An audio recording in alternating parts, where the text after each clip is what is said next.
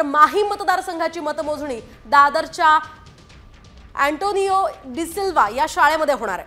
माहीमध्ये मनसेकडून अमित ठाकरे रिंगणात आहेत, तर शिंदे गटाकडून सदा सरवणकर, तर ठाकरे गटाकडून महेश सावंत निवडणुकीच्या रिंगणात आहे। माहीमची तिरंगी लढत आहे, त्यामुळे 23 तारखेला आता कोण बाजी मारणार याकडे सर्वांचं लक्ष आहे।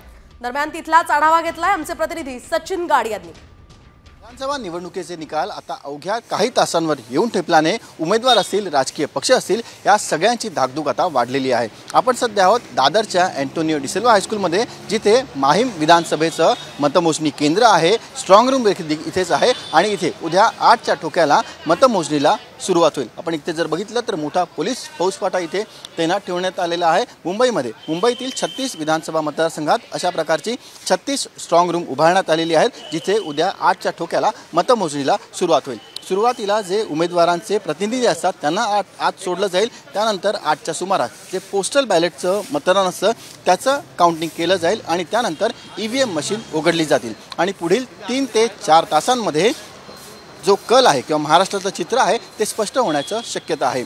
आपण जर बघितलं तर हा माहीम विधानसभेचं हे स्ट्रॉंग रूम आहे। माहीमची निवडणूक ही अतिशय चुरशीची असल्याचं म्हटलं जातं आहे, कारण इथून मनसे अध्यक्ष राज ठाकरे यांचे पुत्र अमित ठाकरे हे मैदानात आहेत, तर त्यांच्या विरोधात ठाकरे गटाने महेश सावंत यांना मैदानात उतरवलं आहे, तर त्यांच्या विरोधात शिंदे गटाचे विद्यमान आमदार सदा सरवणकर हे मैदानात आहेत। आतापर्यंत झालेल्या प्रचारामध्ये महेश सावंत यांचं पारडं जड असल्याचं म्हटलं जातं आहे। व्हिडिओ जर्नलिस्ट अरविंद रावराणेसह सचिन गाड, साम TV